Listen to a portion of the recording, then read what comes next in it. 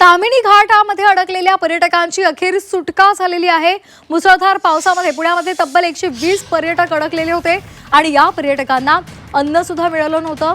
अखेर या मंडळींनी धायरीमधील कार्यकर्ते राहुल पोकळे यांच्याशी संपर्क साधला आणि त्यानंतर त्यांना तत्काळ सुनील तटकरे यांच्याशी संपर्क साधून ताम्हिणी घाटामध्ये अडकून पडलेल्या या सर्व पर्यटकांना सुरक्षित स्थळी हलवून त्यांच्या जेवणाची सुद्धा व्यवस्था केली गेली।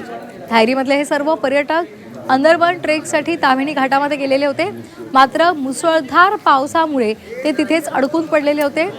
या पर्यटकांची आता सुटका करण्यात आलेली होती। 120 पर्यटक होते आणि त्यांची सुटका झाली आहे। त्याचबरोबर त्यांच्या जेवणाची सोय सुद्धा करण्यात आली आहे।